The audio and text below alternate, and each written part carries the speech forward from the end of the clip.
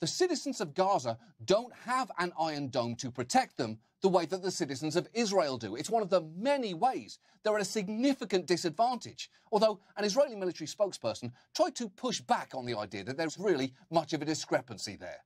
Somebody on Twitter said that the Palestinians don't have an Iron Dome. I say yes, they have an Iron Dome. It's called Don't Fire Rockets at Israeli Civilians, and we won't fire anything at Gaza.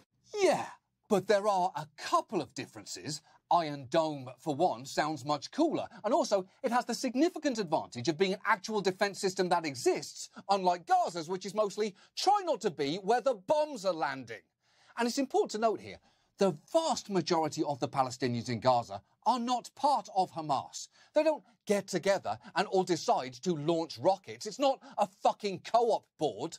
But when Israel fires rockets at Gaza, it endangers all Palestinians there. Maybe somebody on Twitter could point that out to that guy.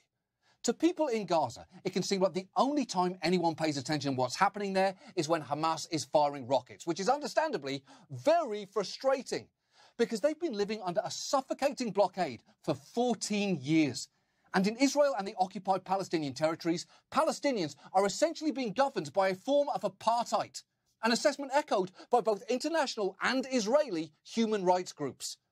Life in Gaza is hard even when they are not being bombed, and the US government has implicitly co-signed on the brutally hard line Israel's been taking. This guy basically gave Israel a green light to do anything it wanted for the last 4 years, and while Biden has had the opportunity to reset that relationship, his administration's response this week has been deeply underwhelming, giving a generic statement that Israel has a right to defend itself. It's the exact same line that Obama said and that Bush said before him.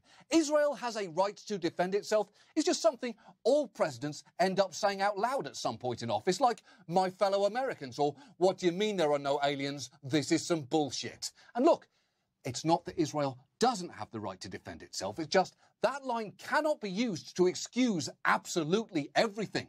Multiple children have been killed this week, 8 in a single strike just yesterday, and the US is heavily implicated here. Not just by serving as Israel's diplomatic shield at the UN, but by constantly refusing to criticize the indefensible.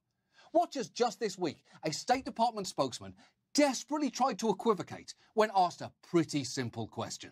I want to ask you, I don't want to harp on this either, but, the Israelis killed 13 people just now, including maybe 5 or 6 children. Do you condemn that? Do you condemn the killing of children?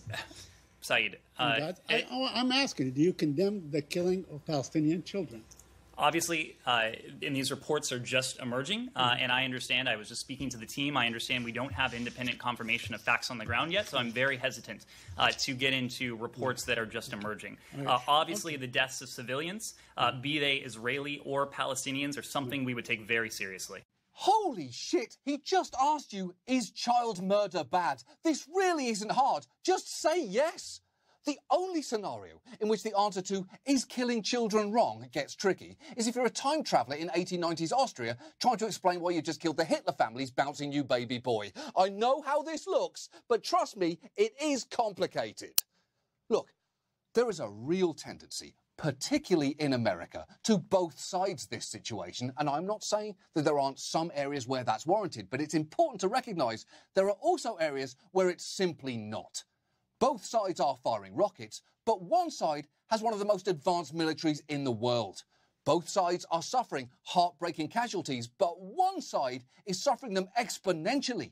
And it's not like the US is operating from the moral high ground here. It's obviously no stranger to drone striking weddings and saying, we were just trying to target enemy combatants.